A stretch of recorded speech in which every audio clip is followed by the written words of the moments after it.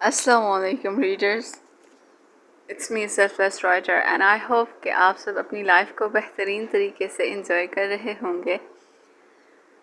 So finally آج novel کی last episode ہے اینڈ آئی ہوپ سو کہ آپ سب کو آج کے ایپیسوڈ، یہ لاسٹ چیپٹر بہت پسند آئے گا. بغیر ٹائم ویسٹ کیے ہم اپنی ایپیسوڈ کو سٹارٹ کرتے ہیں.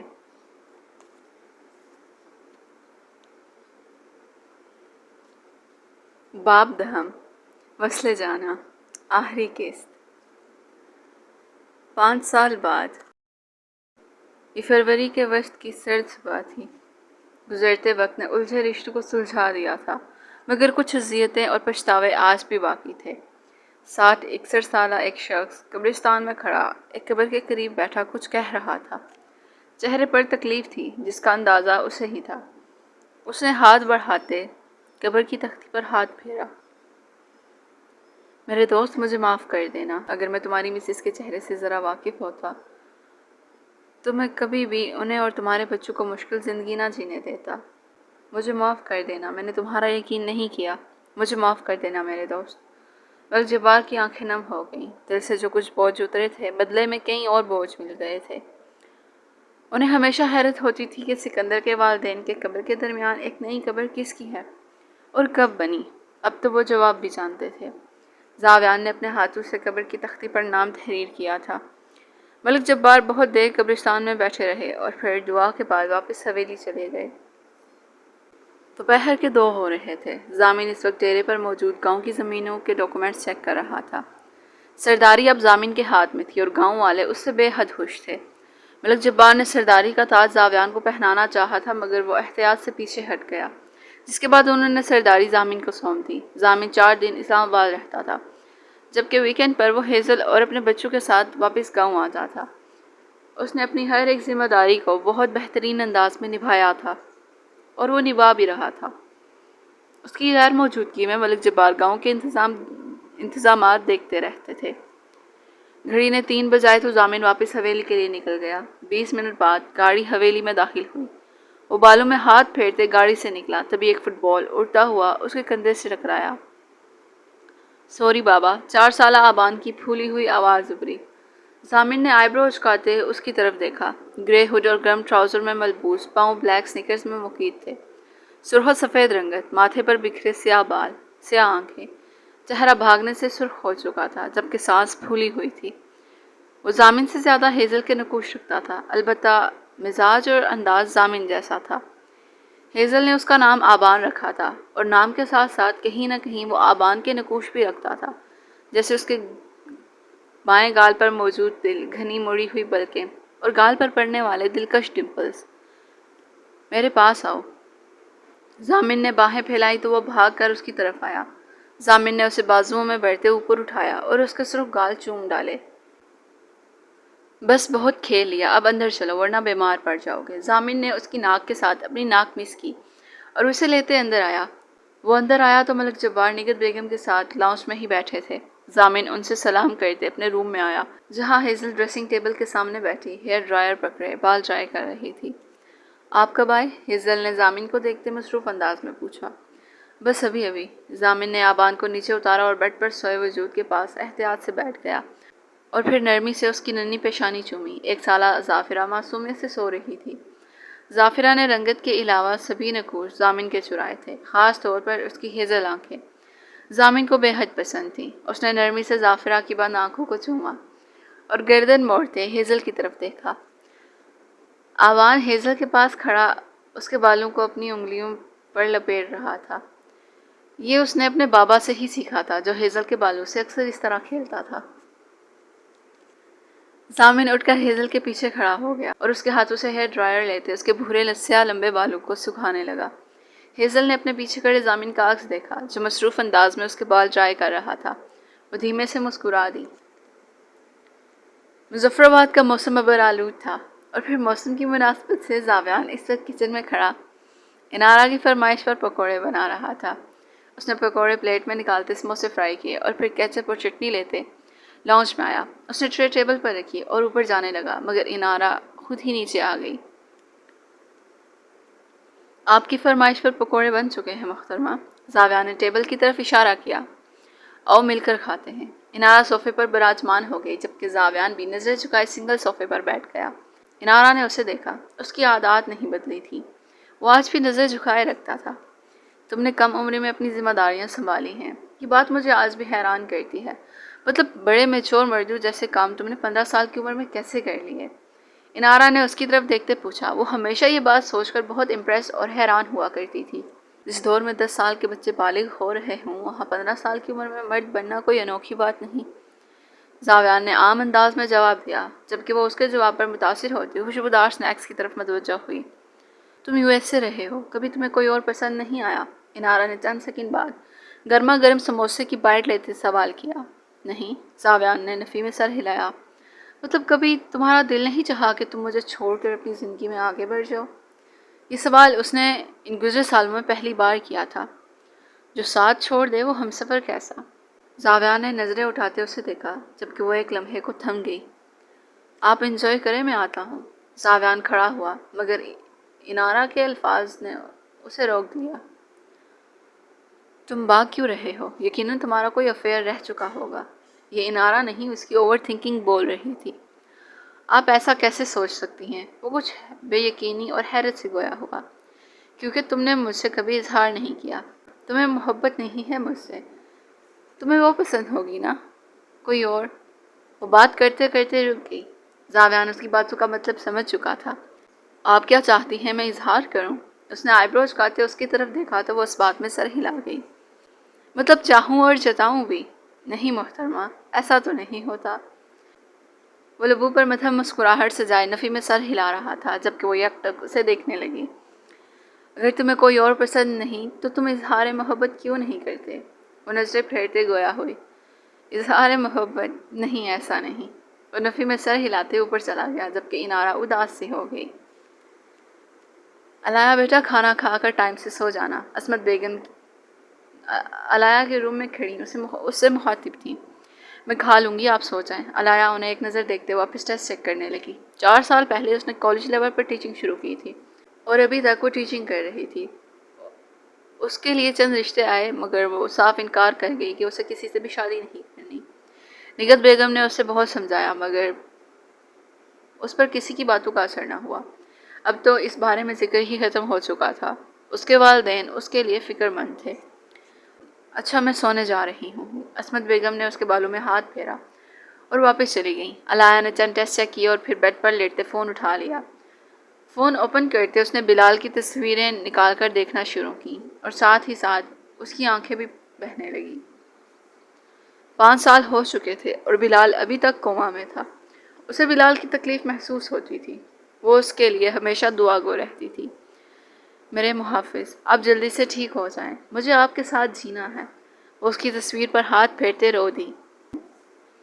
یوں تو تکلیف دینے کی ہزاروں ترکیبیں ہیں پر نہ جانے کیوں ہم انتہا محبت کا ہی کرتے ہیں۔ گفتگو کے انگنت موضوع ہیں مگر پھر اکثر ہمارا موضوع گفتگو محبت ہی ہوتی ہے۔ اداسیوں کے سبب ہزاروں ہو سکتے ہیں مگر اکثر وجہ محبت ہوتی ہے۔ محبت اگر یک طرفہ ہو تو پھر اذیتوں کا مزہ دوبالا ہو جاتا ہے۔ انارا نائٹ ڈریس میں ملبوس آئینے کے سامنے کھڑی بالوں میں برش چلا رہی تھی۔ تبھی زاویان ہلکی سی دستک دیتے اندر آیا۔ اس نے سب سے پہلے بیڈ پر نظریں دوڑائیں اور پھر سامنے جہاں وہ سیاہ بالوں کی آبشار کھولے انہیں سنوار رہی تھی۔ زاویان چند قدم لیتے اس کے قریب آ رکا۔ ان کے درمیان 2 قدم کا فاصلہ تھا۔ انارا پلٹ کر اسے دیکھنے لگی۔ ان سبز سرمئی آنکھوں نے اسے سحر میں جگڑنا شروع کیا۔ محترمہ، آپ جس دل میں مقیم ہیں اس کا پہلا اور آخری عشق آپ ہیں۔ اس نے ایک نظر اٹھاتے اسے دیکھا۔ وہ آج بھی حسین تھی، وہ حسین ہوتی جا رہی تھی۔ کیا کہا تم نے؟ انارا نے کھلے بالوں سے ڈھکے کانوں سے ایئر بڈز نکالتے ناسمجھی سے پوچھا جبکہ زاویان دلکشی سے مسکراتے نفی میں سر ہلا گیا۔ وہ اظہار محبت کر رہا تھا اور وہ سن نہ سکی۔ تمہارا مسکرانا میری کمزوری ہے، میں تمہاری مسکراہٹ پر دل ہار بیٹھتی ہوں۔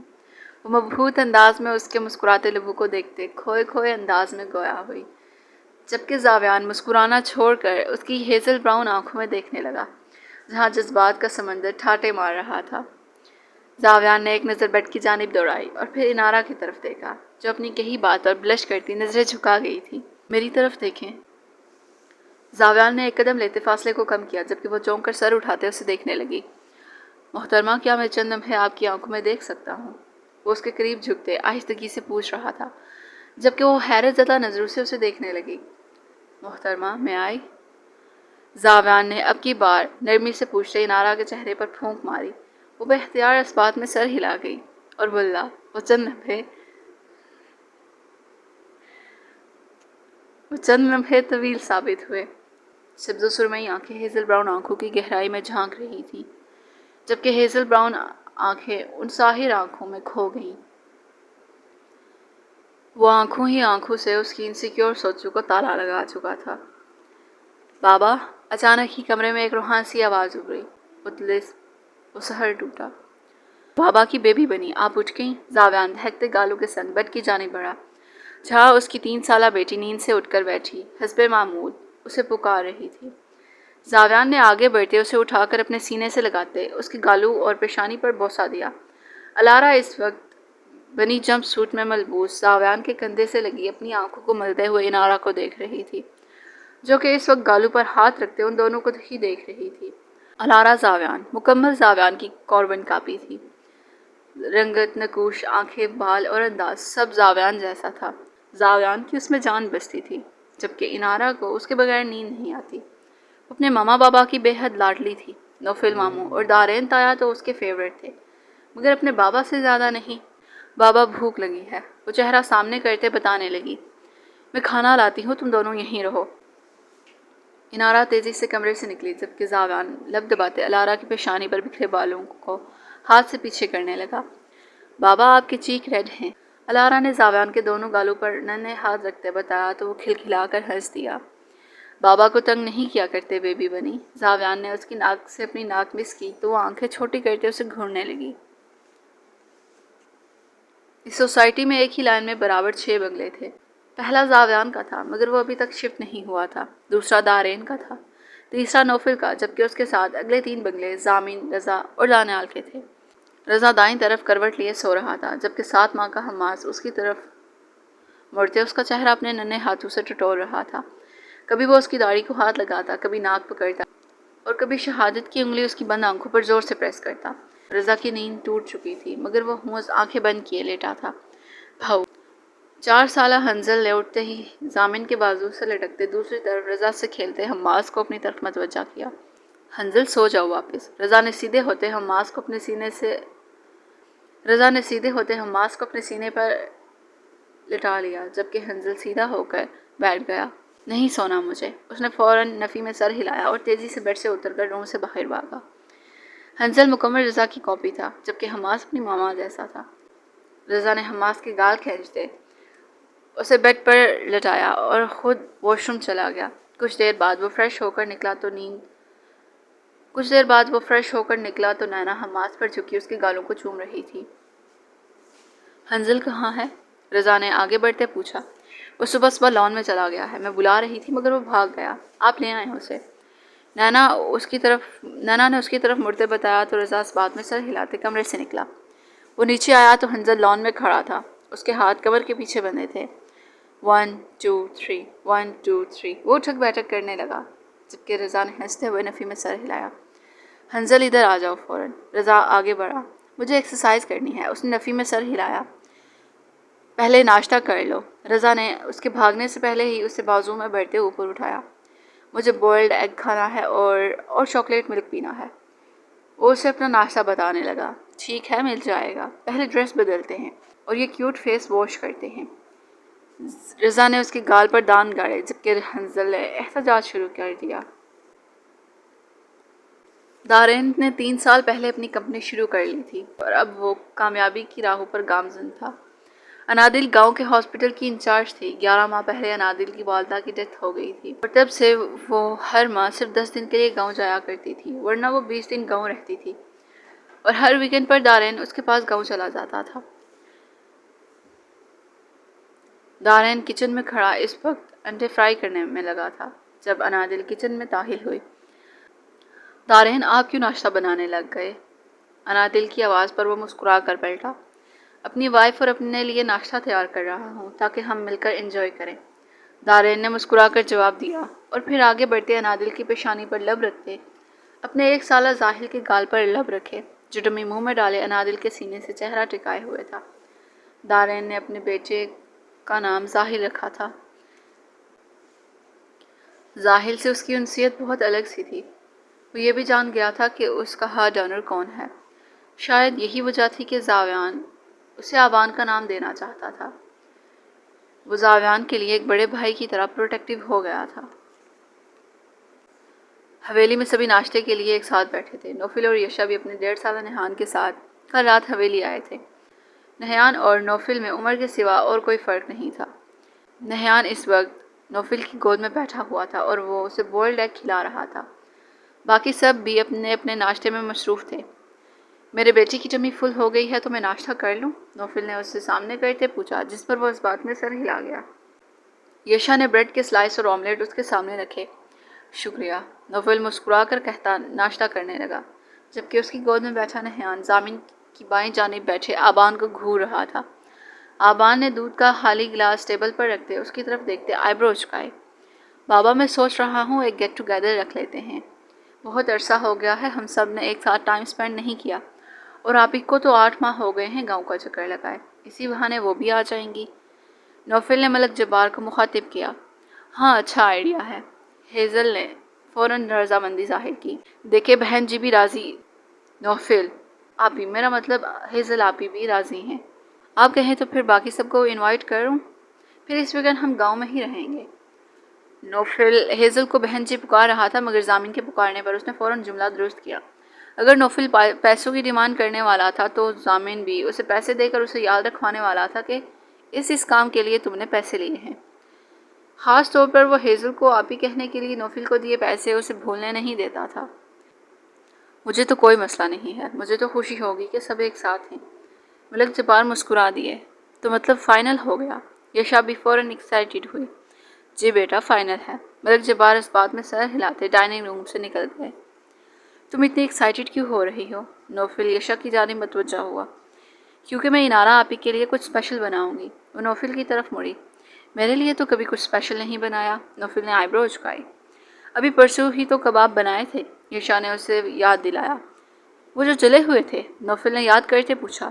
جلے نہیں تھے، زیادہ فرائی ہو گئے تھے۔ یشا نے اسے گھورا۔ نہیں بیگم، ان کو جلا ہوا کہتے ہیں۔ نوفل نے سر دائیں بائیں ہلایا۔ اسے چڑھا رہا تھا اور وہ چڑ رہی تھی۔ بہت لمبی زبان ہے تمہاری، وہ تڑخ کر بولی۔ اللہ بخشے، آپ کی زبان سے لمبی تو نہیں۔ نوفل نے دایاں ہاتھ دائیں بائیں کانوں کو لگایا۔ یشا دان پیس کر رہ گئی۔ وہ دونوں بھول ہی گئے تھے کہ وہ اس وقت ڈائننگ ٹیبل پر سب کے ساتھ بیٹھے ایک دوسرے سے الجھ رہے ہیں۔ تھوڑی شرم کر لو نوفل، تمہیں اپنی وائف کی ایفرٹس کو سراہنا نہیں آتا؟ زامن نے اس کی کلاس لینا شروع کی۔ ارے بھائی کیوں نہیں، میں تو بہت سراہتا ہوں۔ کچھ دن پہلے ہی یشا نے میری فیورٹ شرٹ میں 2 ایکسٹرا سوراخ کر دیے تھے جلا کر۔ میں نے اور نہان نے بہت زور سے تالیاں بجا کر سراہا تھا۔ ایسا ہی ہے نا بیٹا؟ نوفل مزے سے بتاتے آخر میں اپنے بیٹے سے مخاطب ہوا۔ یس۔ نہیان نے فوراً اس بات میں سر ہلایا۔ یشا نے ان دونوں کو ہی گھورا۔ تمہارے ہاتھ سلامت ہیں، اپنے کام خود کیا کرو۔ نگت بیگم نے اسے آنکھیں دکھاتے یشا کو خود سے لگایا، جبکہ وہ کھلکھلا کر ہنس دیا۔ امی، ہم دونوں مل کر کرتے ہیں، بس میں تو تنگ کر رہا تھا یشا کو۔ نوفل نے مسکرا کر بتایا۔ اچھی بات ہے۔ نگت بیگم بھی مسکرا دی۔ ماما، بہنا رو رہی ہے، میرے پاس نہیں آ رہی۔ آبان جو نہ جانے کب اٹھ کر گیا تھا، اب واپس ہیزل کے پاس آ کر بتانے لگا۔ ہیزل آخری نوالا لیتے تیزی سے اٹھی۔ آہستہ ہیزل، گر جائیں گی آپ۔ زامن نے اس کی تیزی دیکھتے بتانا ضروری سمجھا، جبکہ وہ شال درست کرتے تیزی سے وہاں سے چلی گئی۔ مائیں ایسی ہی ہوتی ہیں، ہزاروں کام چھوڑ کر بچوں کی طرف بھاگنے لگ جاتی ہیں۔ نگت بیگم اور جافنہ لاؤنج میں بیٹھی تھی، تبھی دانیال بھی 3.5 سالہ حباب کا ہاتھ تھامے لاؤنج میں داخل ہوا۔ حباب کے نقوش دانیال اور بلال جیسے تھے، البتہ اس کے بھورے گنگرالے بال اپنی ماما پر گئے تھے۔ دانیال بلال سے ملنے ہاسپٹل گیا تھا اور جاتے جاتے حباب کو بھی ساتھ لے گیا تھا۔ وہ دونوں اب 2 گھنٹے بعد لوٹ رہے تھے۔ دانیال جافنہ کے پاس بیٹھ کر اس کی گود میں سوئی 2 ماہ کی آئلن کے گال چھونے لگا۔ امی ہم کل شام کو گاؤں جائیں گے، تایا ابو نے سب کو بلوایا ہے، وہ 1 ہفتے کا کہہ رہے تھے مگر ہم 2 دن بعد واپس آ جائیں گے۔ دانیال نے اپنی بیٹی کی گال چھوتے انہیں مخاطب کیا۔ جیسا بہتر لگے، وہ مسکرا کر کہتی حباب کو اپنی گود میں بٹھا کر اسے پیار کرنے لگی۔ انارہ آئے گی؟ جافینہ نے اس کی طرف دیکھا۔ جی وہ بھی آئیں گی، سب کو بلوایا ہے تایا ابو نے۔ دانیال نے اس بات میں جواب دیتے صوفے سے ٹیک لگائی۔ ملک غفار کو 2 ماہ بعد پھانسی کی سزا دی جا رہی تھی اور نیلم بیگم اس بات سے بالکل بے خبر تھی۔ یہ بات اس کے علاوہ صرف ملک جبار، زامین اور زاویان کو پتہ تھی۔ اس کا دل باری ہونے لگا تو وہ اٹھ کر اپنے کمرے میں چلا گیا۔ حویلی میں خوب چہل پہل لگی تھی، بچے لان میں لگی دھوپ میں کھیل رہے تھے، جبکہ بچوں کی مائیں وہیں ایک ساتھ بیٹھی باتوں میں مگن تھیں۔ انارہ اور ملک جبار میں خلش آج بھی موجود تھی مگر اس کی شدت بہت کم ہو چکی تھی۔ اگر کوئی ملک جبار سے پوچھتا کہ پوٹو یا نواسوں میں کون ان کو سب سے عزیز ہے تو وہ فوراً الارہ کا نام لیتے۔ الارہ انہیں سب سے زیادہ عزیز تھی۔ تمہیں فٹ بال کھیلنا آتا ہے؟ حنزل فٹ بال پکڑے الارہ سے مخاطب تھا۔ میں بابا کے ساتھ کھیلتی ہوں۔ حنزل نے اسبات میں الارہ نے اسبات میں سر ہلایا۔ تمہیں لگ جائے گی، تم یہاں سے جاؤ۔ آبان نے حنزل کے ساتھ کھڑے ہوتے الارہ کی طرف دیکھا جو اس وقت وائٹ شرٹ کے ساتھ براؤن گرم ٹراؤزر پہنے، ہم رنگ سنیکر اور لانگ سویٹر پہنے ہوئے تھی۔ سیاہ سلکی بالوں کی 2 پونیاں بنی ہوئی تھی، اس کے بال کندھوں کو چھوتے تھے۔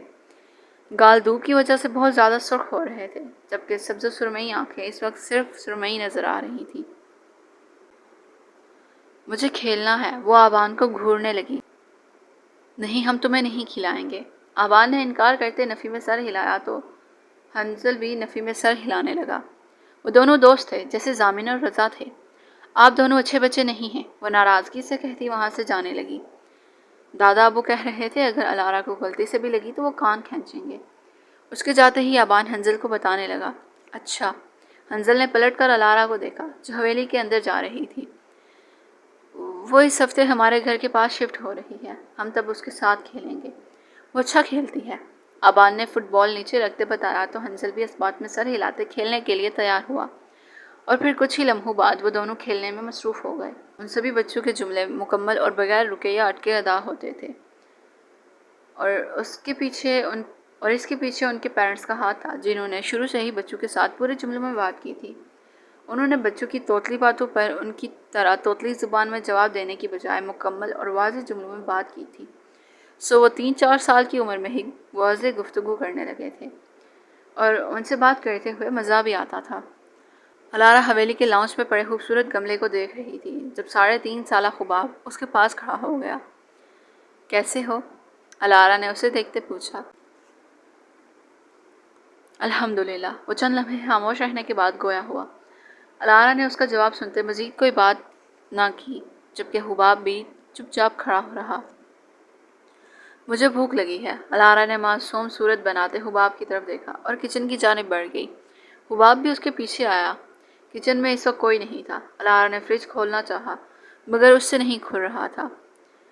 حباب بھی اس کے ساتھ مل کر فریج کھولنے لگا اور وہ دونوں فریج کھولنے میں کامیاب ہو گئے۔ کیا کھانا ہے؟ حباب نے پوچھا۔ چپ، الارہ نے اس کے ہونٹوں پر انگلی رکھتے چپ ہونے کو کہا تو وہ بالکل چپ ہو گیا۔ الارہ نے ایڑیاں اٹھاتے فریج میں موجود کٹ کیٹ کے 3 بار نکالے اور پھر فریج بند کر دیا۔ یہ لو۔ الارہ نے ایک چاکلیٹ بار حباب کی طرف بڑھائی تو وہ خوشی خوشی تھام گیا۔ Thank you. حباب نے اس کا شکریہ ادا کیا، جس پر وہ اس بات میں سر ہلاتی لاؤنج کی جانب بڑھی۔ وہ دونوں صوفے پر بیٹھ گئے۔ الارہ اور وہ دونوں اپنی اپنی چاکلیٹ کھانے لگے۔ یہ چھوٹی پارٹی اکیلے چاکلیٹ پارٹی کر رہی ہے؟ نوفل لذیذ نے اٹھتے ان دونوں کو مخاطب کیا۔ یس ماموں، الارہ نے فوراً اس بات میں سر ہلایا، مجھے بھی کھانی ہے۔ نوفل ان کے پاس بیٹھتے الارہ کو اپنی گود میں بٹھا چکا تھا۔ بچوں کی چیزیں نہیں کھاتے، بیڈ مینرز ہیں۔ الارہ نے اپنی چاکلیٹ چھپائی تو نوفل ہنس دیا۔ نہیں کھاتا میں۔ نوفل نے اس کے گال کھینچتے حباب کے بالوں میں ہاتھ پھیرا تو وہ بدلے میں مسکرا دیا۔ ماموں، ہم تایا ابو کے ساتھ بائیک ریس پر کب جائیں گے؟ الارہ اس سے پوچھنے لگی۔ نوفل اکثر الارہ کو اپنے ساتھ گھمانے لگ جاتا تھا۔ اس نے اور دارین نے الارہ کے لیے اسپیشل ہیلمٹ اور گلوز خرید رکھے تھے۔ وہ دونوں اسے بائیک پر گھمانے لے جاتے تھے اور اکثر ریس بھی لگاتے تھے۔ مگر بہت دھیان رکھتے تھے۔ نوفل نے تو سوچ لیا تھا کہ مزید 1 سال گزرے تو وہ اس کے لیے بائک خریدے گا۔ وہ الارا کو اپنی طرح بائکر بنانا چاہتا تھا۔ بہت جلد نوفل نے اس کے گال چومتے جواب دیا تو وہ سمجھتے ہوئے اس بات میں سر ہلا گئی۔ ڈنر کا وقت تھا۔ مرد حضرات ایک ساتھ بیٹھے تھے جبکہ خواتین الگ سے بیٹھی اپنا ڈنر انجوائے کر رہی تھی۔ آبان اور حنظل رضا اور ضامن کے درمیان بیٹھے ہوئے تھے۔ دانیال ضامن کی دائیں جانب، ملک جبار کی سربراہی کرسی کی بائیں جانب پہلے نمبر پر بیٹھا ہوا تھا۔ زاویان دانیال کے برابر دائیں طرف بیٹھا الارا کو گود میں بٹھائے اسے ڈنر کروا رہا تھا۔ نوفل اور دارین اس کے ساتھ ہی بیٹھے ڈنر کر رہے تھے۔ بابا اور نہیں کھانا؟ الارا نے منہ اس کے سینے میں چھپا لیا۔ بیٹا کھانا کھاؤ، زاویان نے نرمی سے مخاطب کیا۔ نو۔ وہ اس کے گرد بازو لپیٹتے سونے کے لیے تیار ہوئے۔ وہ سبھی انہیں ہی دیکھ رہے تھے۔ دانیال بھی اسے دیکھ رہا تھا۔ وہ بہت پیاری تھی، انارا سے بھی زیادہ۔ بابا وہ بہت بیوٹیفل ہیں۔ حباب نے دانیال کو مخاطب کیا تو وہ لمحے بھر کو اسے دیکھنے لگا، مگر پھر مسکرا کر اس بات میں سر ہلا دیا۔ الارا آپ میری گود میں لیٹ جائیں۔ زاویان اسے اپنی گود میں لٹانے لگا مگر وہ نفی میں سر ہلاتی اس کے سینے سے لگی رہی۔ زاویان مسکرا کر نفی میں سر ہلاتے ڈنر کرنے لگا۔ انارا اور زاویان آج 3 دن بعد واپس جانے کو تیار تھے۔ انارا الارا کو تلاش رہی تھی، تبھی کسی خیال کے تخت وہ نگہت بیگم اور ملک جبار کے روم میں داخل ہوئی، جہاں وہ ان دونوں کے درمیان لیٹی فون پر کارٹونز دیکھنے میں مصروف تھی۔ انارا ہلکی سی دستک دیتے اندر آئی۔ ملک جبار نے اسے دیکھا تو فوراً اٹھ کر بیٹھ گئے۔ آؤ بیٹا، انہوں نے اسے بیٹھنے کا اشارہ کیا۔ نہیں بابا، ہم واپس جا رہے ہیں، کام کا کافی برڈن ہے۔ وہ نفی میں سر ہلاتی آگے آئی۔ الارا بیٹا آ جاؤ، واپس چلنا ہے۔ انارا نے اسے پکارا تو وہ جانے کا سنتی جھٹ سے کھڑی ہو گئی۔ اپنا خیال رکھنا۔ ملک جبار انارا اور الارا دونوں سے ملے۔ انارا نگہت بیگم سے ملی اور پھر وہ دونوں لانچ میں آئیں جہاں زاویان ان کا انتظار کر رہا تھا۔ وہ تینوں سبھی سے ملتے اسلام آباد کے لیے نکل گئے۔ اگلے روز صبح 10 بجے وہ اپنے عالی شان بنگلے کے لان میں کھڑے تھے۔ زاویان نے یہ بنگلہ مکمل فرنش کروایا تھا۔ وہ تینوں مسکراتے ہوئے اندر داخل ہوئے۔ وائٹ اور گرے کمبینیشن میں سیٹ بنگلے کا اندرونی حصہ انتہائی دلکش تھا۔ زاویان نے انارا کی پسند اور شوق کے مطابق بنگلے کے پچھلے لان میں ایک خوبصورت لائبریری بنوائی تھی۔ لائبریری کی 3 دیواریں سفید پینٹ تھیں جبکہ لان کی طرف موجود دیوار گلاس سے بنی تھی، جس سے لائبریری روشن اور مزید خوبصورت بن گئی تھی۔ لائبریری میں 2 بک ریکس تھے جن میں اردو اور انگلش ناولز کے ساتھ ساتھ اسلامی کتابیں بھی موجود تھیں۔ گلاس وال کے پاس 2 نیوی بلو کاؤچ پڑے تھے جبکہ ایک طرف خوبصورت نرم و ملائم کارپیٹ اور جائے نماز بچھی تھی۔ یہاں ایک منی فریج بھی موجود تھا۔ یہ ایک پرفیکٹ اور کلاسی لائبریری تھی۔ یہ سب بہت خوبصورت ہے، انارا نے پورے بنگلے کی سیر کرتے دل سے تعریف کی۔ میں نے اپنی امی سے وعدہ کیا تھا کہ میں ایک دن کامیاب انسان بن کر دنیا کی تمام آرائشیں سب سے پہلے ان کے قدموں میں ڈھیر کروں گا۔ امی کہتی تھیں کہ ایک دن میرے پاس سب ہوگا۔ دیکھیں آج میرے پاس سب ہے، مگر میری امی نہیں ہیں۔ میں کامیاب انسان بن گیا مگر میری امی میری کامیابی نہیں دیکھ سکیں۔ اب میری سب کامیابیاں آپ اور الارا کے نام ہیں۔ میں تو ایک عام سے گھر میں بھی رہ سکتا ہوں مگر میں چاہتا ہوں کہ آپ اور الارا ایک پراسرار زندگی جئیں۔ یہ سب آپ کے لیے۔ محترمہ، میں اپنی ساری دولت آپ کے قدموں میں ڈھیر کرتا ہوں۔ زاویان اس سے مخاطب تھا جبکہ وہ نم آنکھیں لیے اسے دیکھ رہی تھی۔ اگر تم میرے ساتھ ہو تو میرے لیے یہی کافی ہے زاویان۔ انارا نے نم آنکھوں کو انگلیوں کی پوروں سے صاف کیا۔ یہ شخص ہر بار خود سے محبت کی 1000 ریزنز دیتا تھا۔ ماما روئے مت۔ بابا ماما کیوں رو رہی ہیں؟ الارا زاویان کا ہاتھ ہلاتے پریشانی سے پوچھنے لگی۔ زاویان نے جھک کر اسے اٹھایا۔ محترمہ روئے مت، ہماری بیٹی پریشان ہو رہی ہے۔ زاویان نرمی سے گویا ہوا جبکہ وہ اس بات میں سر ہلا گئی۔ رات کے 12 ہو رہے تھے۔ الارا اور انارا دونوں سو چکی تھیں۔ زاویان روم سے نکل کر نیچے لائبریری میں آیا۔ اس نے لائٹ آن کی اور پھر ہاتھ میں پکڑی ڈائری کھول کر وہ ملائم کارپیٹ پر لیٹ گیا۔ یہ ڈائری انارا کی تھی جو آج اسے کچھ سامان سیٹ کرتے ہوئے ملی تھی۔ اسے بغیر اجازت کے پڑھنے پر برا تو لگا مگر پھر بعد میں سوری کرنے کا تہیہ کرتے وہ ڈائری پڑھنے لگا۔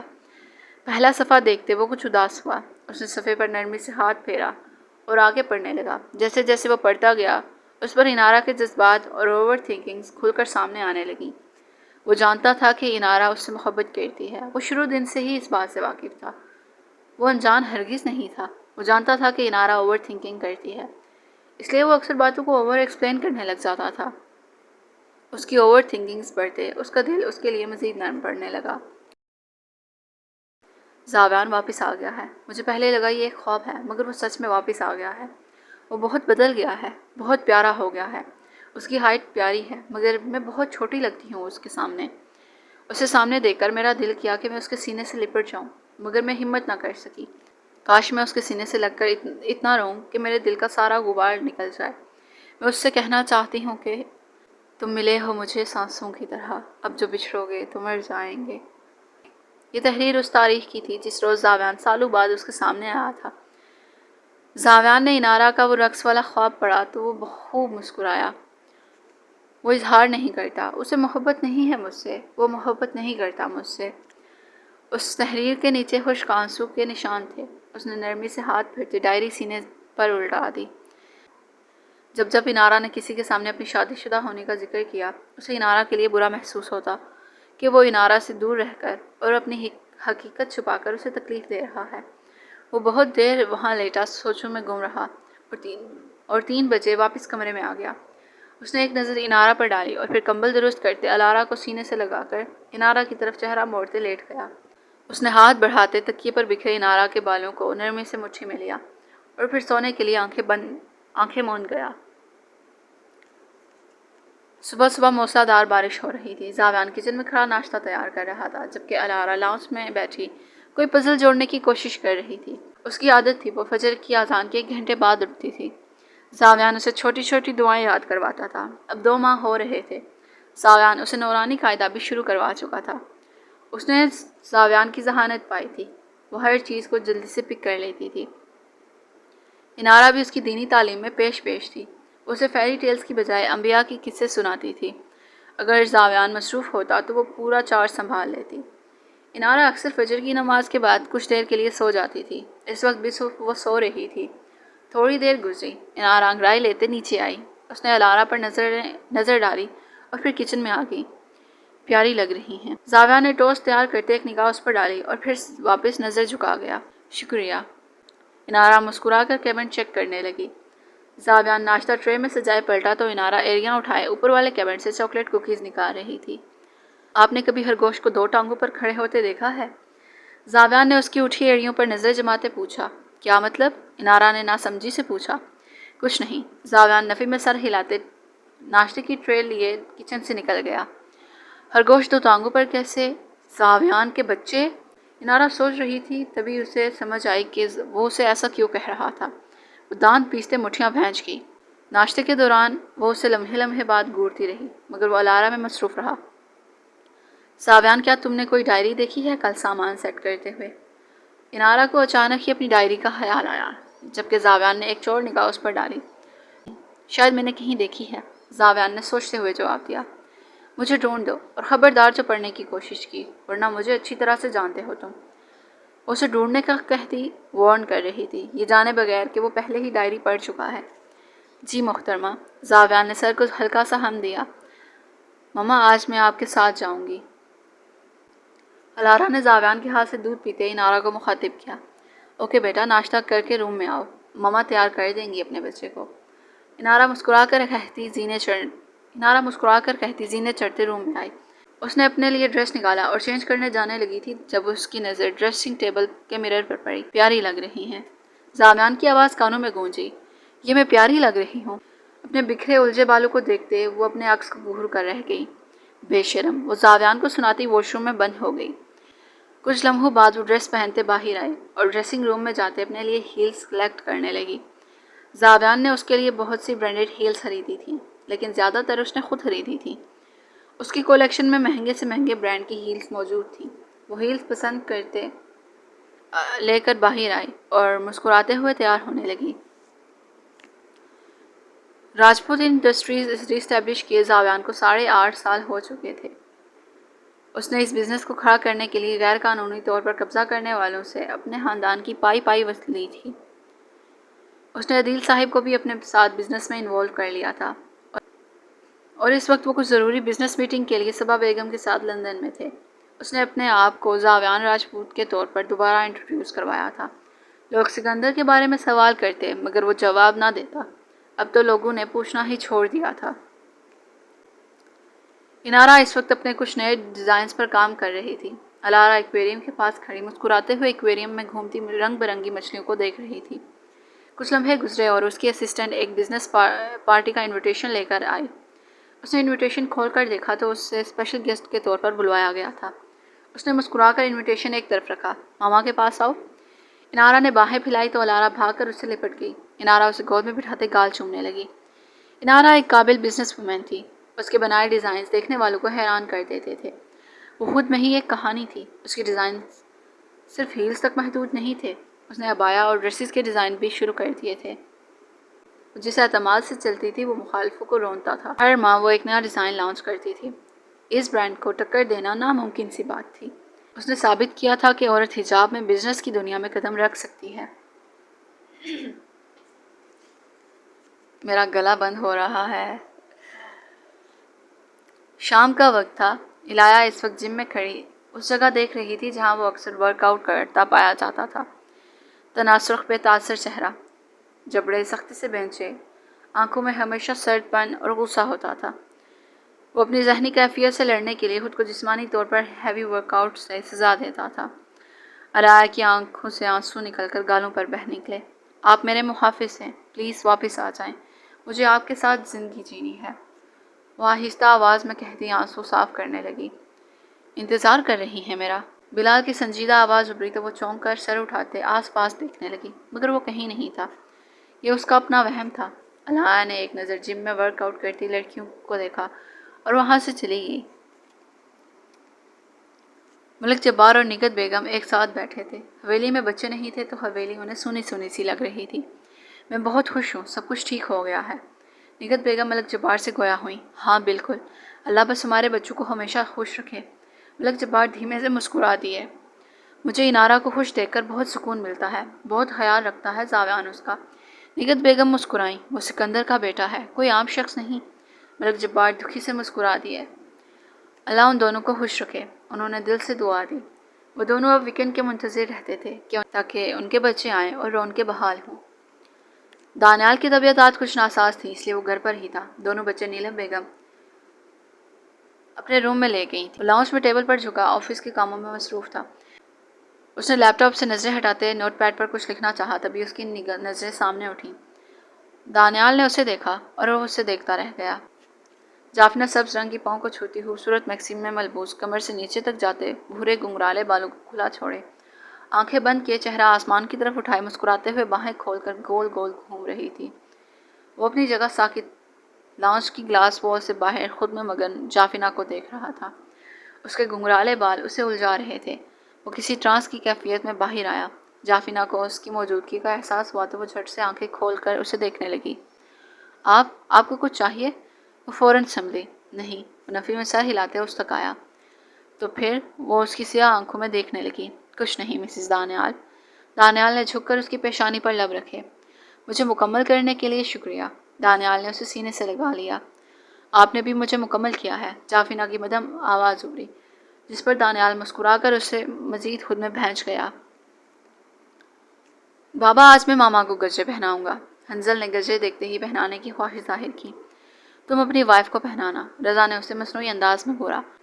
بابا مجھے پہنانے ہیں نا، وہ ضدی ہوا۔ رضا آپ دے دے، بچہ ہے وہ، پہنانے دیں اسے۔ نینا نے رضا سے ریکویسٹ کی۔ نہیں۔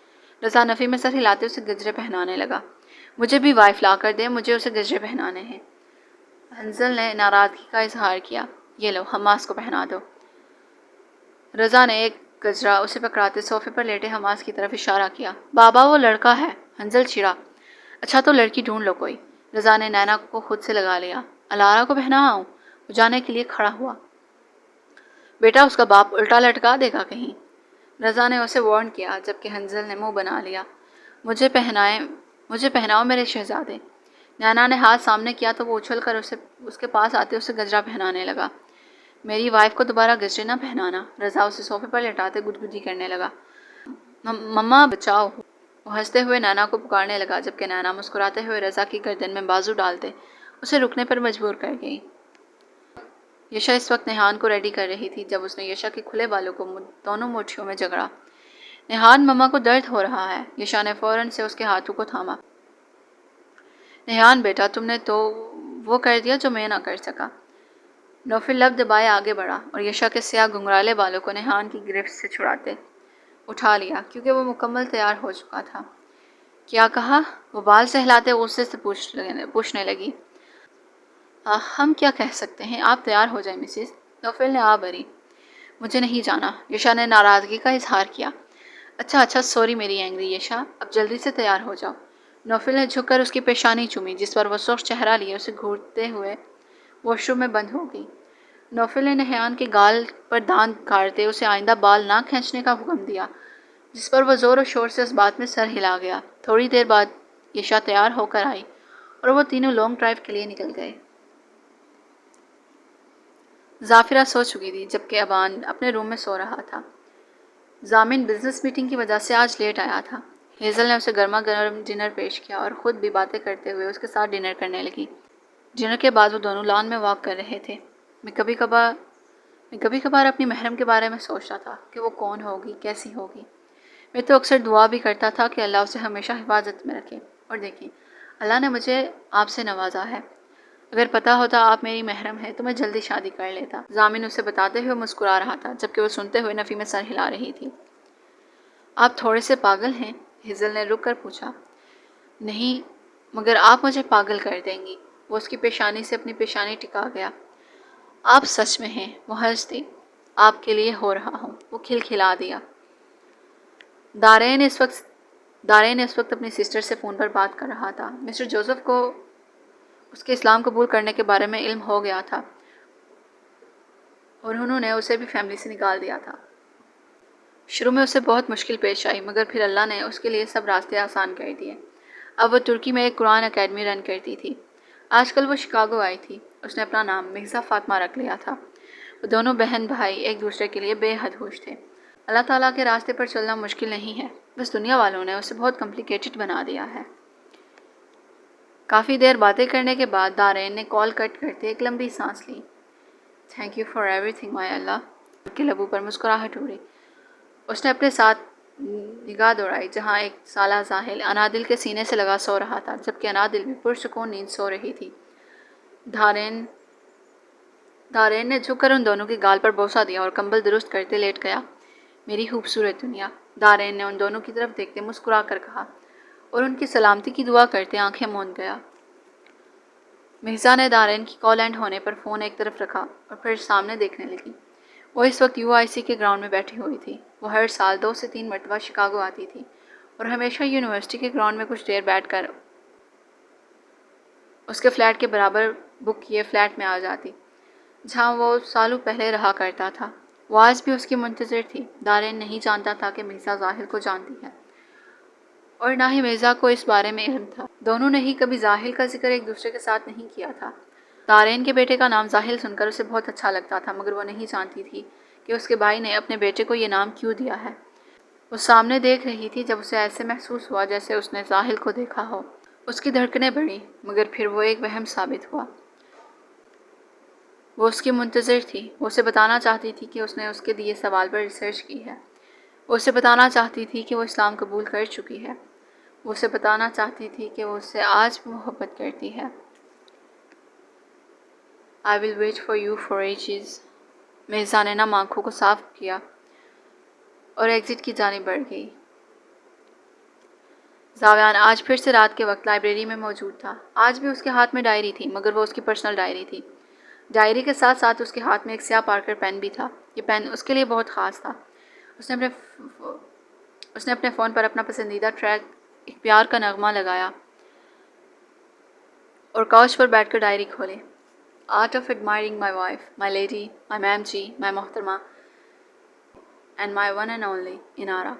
ڈائری کے پہلے صفحے پر بولڈ الفاظ میں بہت خوبصورتی سے لکھا گیا تھا۔ وہ مسکراتے ہوئے ڈائری پڑھنے لگا۔ وہ روتی ہیں تو مجھے برا لگتا ہے، انہیں غصہ بہت آتا ہے۔ میم جی کی آنکھیں بہت پیاری ہیں، ان کی آنکھوں میں آنسو نہیں، شرارتیں اچھی لگتی ہیں۔ میم جی کے بال بہت پیارے ہیں۔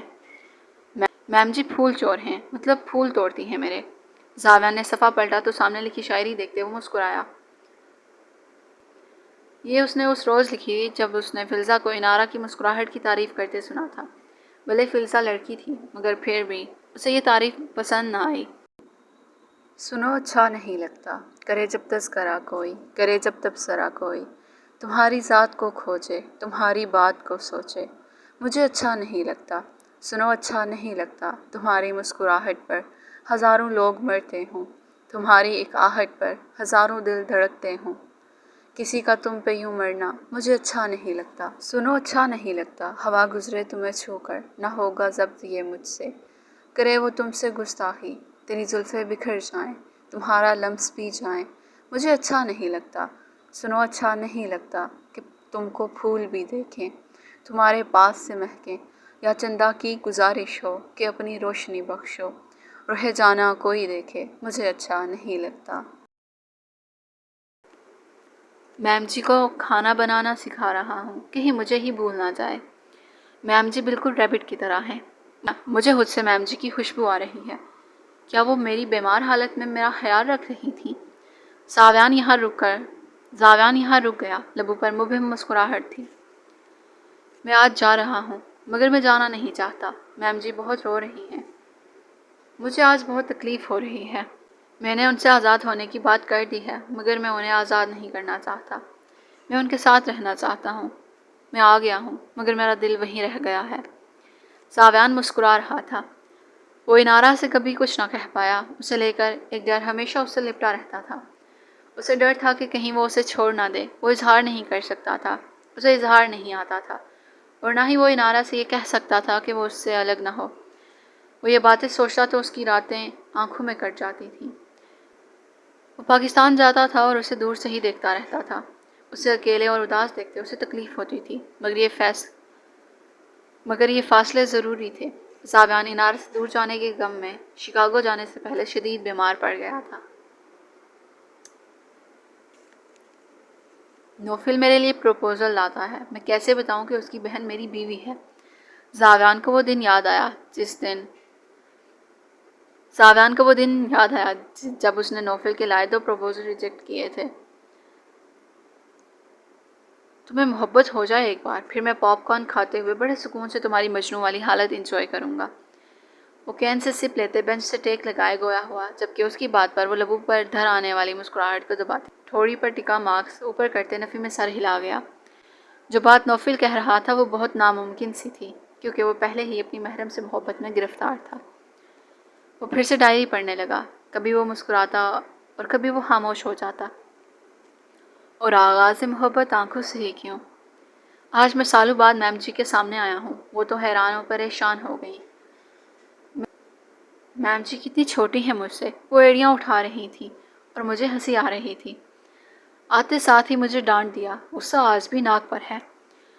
بھلا خاموشی پسند کرنے پر بھی کوئی سزا دیتا ہے؟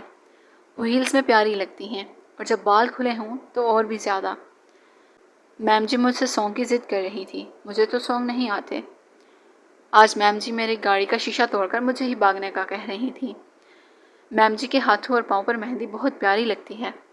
وہ غصہ کر رہی ہیں کہ مجھے شرم نہیں آتی جو دوسروں کو دیکھتا ہوں۔ شرم ہی تو آتی ہے، اسی لیے تو انہیں بھی نہیں دیکھ پاتا۔ خاموشی میرا ہتھیار ہے۔ وہ پڑھنا چھوڑ کر ڈائری میں چپسائے انارا کی درجنوں تصویریں دیکھنے لگا، جو مختلف جگہوں پر لی گئی تھیں۔ وہ مسکرا کر سب تصویریں دیکھنے لگا جو اس نے گزشتہ 12-13 سالوں میں لی تھیں۔ ڈائری میں کم تصویریں تھیں، باقی تو اس نے 2 البمز میں لی تھی جو اس نے سنبھال کر رکھی تھی۔ زاویان نے اپنی اور انارا کی تصویریں دیکھی، جس کے ٹاپ پر اس نے میری محترمہ لکھا ہوا تھا، جبکہ سامنے کے دوسرے پیج پر زاویان اور الارا کی تصویر تھی، جس کے ٹاپ پر اس نے مائی بیبی بنی لکھا ہوا تھا۔ وہ ڈائری سینے سے لگاتے بہت دیر تک مسکراتا رہا۔ الایا آج صبح اسلام آباد موجود تھی۔ وہ ماہ میں ایک بار بلال کو وزٹ کرنے ضرور آتی تھی۔ اس وقت بھی وہ بلال کے روم کی جانب بڑھ رہی تھی۔ اس نے آرام سے دروازہ کھولا اور پھر قدم اندر رکھتے آرام سے دروازہ بند کر دیا۔ وہ پرسکون انداز میں لیٹا ہوا تھا۔ وہ چند قدم لیتے اس کے بیڈ کے قریب کھڑی ہو گئی۔ کب اٹھ کر غصہ کریں گے آپ مجھے؟ آپ کی اور آپ کے غصے کی یاد آتی ہے مجھے۔ وہ اس کی مڑی پلکوں کو دیکھتے گویا ہوئی۔ آپ اٹھ جائیں، اس نے منت کی۔ وہ بلال کو دیکھ رہی تھی جب اسے محسوس ہوا کہ اس کی پلکوں میں جنبش ہوئی ہے۔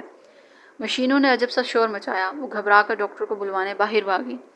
20 منٹ بعد ڈاکٹر روم سے نکلے۔ علایا تیزی سے ان کی جانب بڑھی۔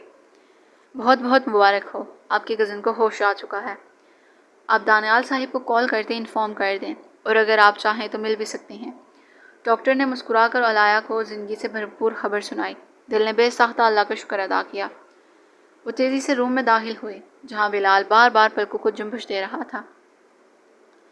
علایا دبے قدموں اس کے قریب کھڑی ہو گئی۔ بلال نے اس کی طرف دیکھا اور اسے پہچاننے کی کوشش کرنے لگا۔ علایا، اس کی کمزور اٹکتی ہوئی مدھم آواز ابھری۔ اس کے منہ سے اپنا نام سنتے وہ رو دی۔ رو مت۔ وہ ایک دم پریشان ہوا۔ علایا نے جلدی سے آنسو صاف کر اسے دیکھا۔ وہ اس کے لیے پریشان تھا۔ میں دانیال بھائی کو کال کر کے بتاتی ہوں۔ علایا اس سے کہتی پلٹی، تبھی بلال کی آواز نے اسے روکا۔ وہ کون ہے؟ علایا حیرت سے بلال کی طرف دیکھنے لگی۔ چھوٹا بھائی ہے آپ کا، وہ کنفیوز انداز میں جواب دیتی تیزی سے کمرے سے نکل گئی۔ بلال نے اپنے کمزور ہاتھ کی مٹھی بنانے کی کوشش کی مگر وہ ناکام رہا۔ وہ اپنے دماغ پر زور ڈالنے کی کوشش کرنے لگا کہ اس کے ساتھ کیا ہوا تھا، مگر اسے کچھ یاد نہ آیا۔ شاید عارضی طور پر اس کی یادداشت جا چکی تھی۔ بلال نے دروازے کی جانب دیکھا۔ وہ علایا کا انتظار کر رہا تھا۔ وہ اس سے باتیں کرنا چاہتا تھا۔ انارا لان میں لگی دھوپ میں بیٹھی ناول بک پڑھ رہی تھی جبکہ الارا زاویان کے کندھوں پر چڑھ کر بیٹھی اسے پھولوں کا تاج بناتے دیکھ رہی تھی۔ زاویان نے لان میں موجود چند پھولوں کی مدد سے 2 خوبصورت تاج بنائے۔ پہلے اس نے الارا کو کندھے سے اتار کر اس کے سر پر سجاتے اس کے دونوں گال چومے اور پھر اٹھ کر انارا کے پاس آیا اور بہت محبت سے اس کے سر پر وہ رنگ برنگا تاج سجا دیا جو اس کے کھلے بالوں میں بے حد حسین لگ رہا تھا۔ انارا نے بک بند کرتے زاویان کو دیکھا اور پھر مسکرا دی۔ پھولوں کا دیوانہ وہ شخص صرف اپنی بیوی اور بیٹی کے لیے پھول توڑتا تھا اور ہر بار وہ ان پھولوں کا تاج بنا کر بہت محبت سے ان دونوں کے سر پر سجاتا تھا۔ وہ انارا کو منانے کا ہر ہنر جانتا تھا۔ وہ جس قدر اوور تھنکر تھی وہ اس قدر ہی اوور ایکسپلینر تھا۔ اکثر وہ چھوٹی چھوٹی بات کو اس قدر ایکسپلین کرتا کہ وہ بھول جاتی تھی کہ وہ کون سی اوور تھنکنگ کر رہی تھی۔ زاویان نے محبت سے محروم انارا کا اس طرح خیال رکھا، ایسے خاموش انداز میں چاہا کہ اس کی ہر محرومی ختم ہو گئی تھی۔ اس نے انارا کی ہر انسیکیورٹی کو بہت حسین انداز میں ختم کیا تھا۔ وہ جب جب زاویان کو دیکھتی تھی اس کی محبت بڑھنے لگتی۔ زاویان نے انارا کا ہاتھ تھامتے اسے کھڑا کیا۔ بہت چھوٹی ہیں آپ، وہ مسکرایا۔ میری ہائٹ 5'3" ہے، اب اتنی بھی چھوٹی نہیں ہوں میں۔ اس نے زاویان کو گھورا۔ میری ہائٹ 5'4" ہے، یعنی آپ مجھ سے 1 فٹ 1 انچ چھوٹی ہیں۔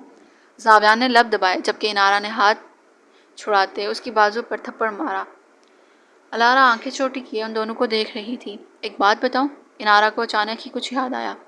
جی محترمہ بتائیں۔ زاویان نے لان میں نظریں دوڑائیں۔ میں عمر میں تم سے بڑی ہوں۔ انارا نے فرضی کالر جھاڑے۔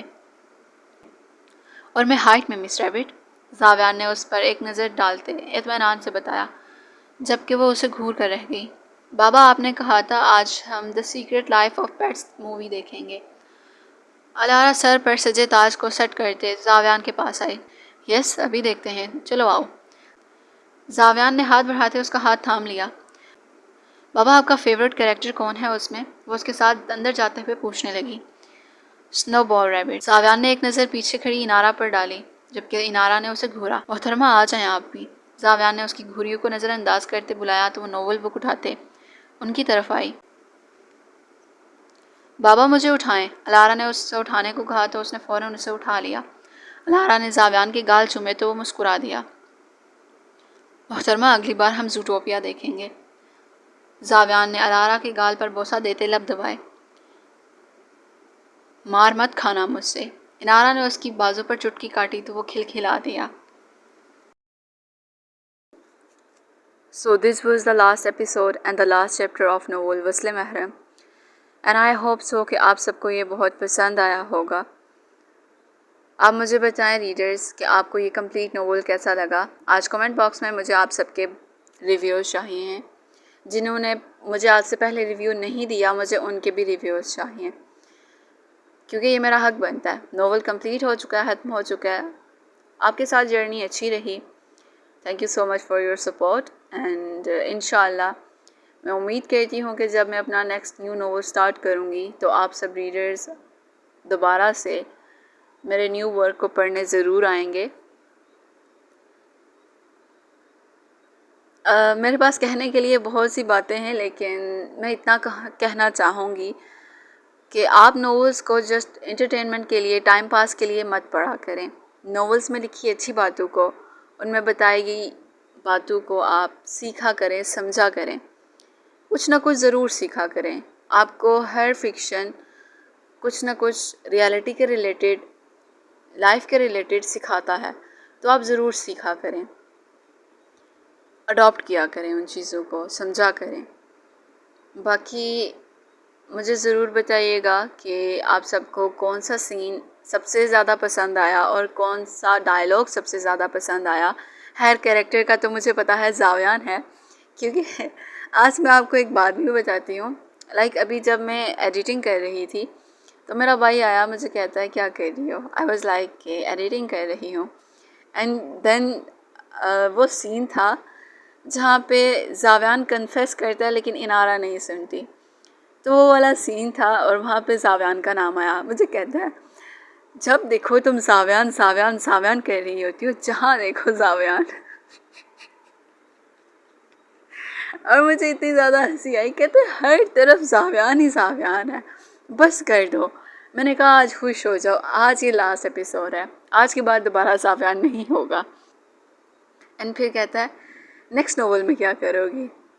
میں نے کہا اب نیکسٹ سٹارٹ کروں گی، and he was like next novel میں کیا نام ہوگا؟ میں نے اس کو نام بتایا، اینڈ فارچونیٹلی انفارچونیٹلی وہ زاویان سے کافی زیادہ ملتا جلتا ہے، اینڈنگ جو ہے وہ اس کی پروننسیشن وہ زاویان سے ملتی جلتی ہے، اینڈ ہی واز لائک اس نے سر پکڑ لیا۔ خیر انشاءاللہ نیکسٹ ناول دیکھوں گی میں کب سٹارٹ کروں، ابھی تو مجھے بریک چاہیے، ابھی تو فی الوقت کوئی سین نہیں ہے۔ ابھی کے لیے آپ کی رائٹر صاحبہ ہر چیز سے آزاد ہو چکی ہیں، نہ ایپیسوڈ کا وہ مائنڈ میں کہ یار ایپیسوڈ دینی ہے اور نہ ہی کچھ اور۔ خیر میں یہی سوچ رہی تھی کہ میری جو مسل میموری ہے وہ کہے گی کہ کچھ مسنگ ہے، ٹائپنگ زیادہ نہیں ہو رہی، لیکن کوئی بات نہیں، ریلیکس کروں گی، ریلیکس خاک ہوگا، ایگزامس ہیں میرے۔ خیر چھوڑیں ان کو، یہ تو آتے جاتے رہتے ہیں۔ باقی ریڈرز آپ سب مجھے اپنے ریویوز لازمی دیجیے گا کہ آپ سب کو کمپلیٹ ناول کیسا لگا۔ کہنے کو بہت کچھ ہے، لیکن پھر کبھی انشاءاللہ میں کوشچن آنسر کا ایک ڈے رکھوں گی، اینڈ میں ریکارڈڈ آنسر دوں گی آپ سب کو، آپ سے کوشچنس پوچھ لوں گی اینڈ دین ٹائم نکال کے آپ کو ریکارڈڈ آنسر دوں گی، تاکہ آنے والے ریڈرز بھی ان کو پڑھ لیں، بیکاز پوسٹ وغیرہ جو ہوتی ہیں وہ نیچے چلی جاتی ہیں، تو ویڈیوز پھر ایک طرف میں پلے لسٹ بنا دوں گی تو آنے والے دیکھ سن لیں گے۔ تو readers thank you so much, and اپنا بہت سا خیال رکھیے گا، اپنی نیک دعاؤں میں یاد رکھنا مت بھولیے گا۔ اللہ نگہبان۔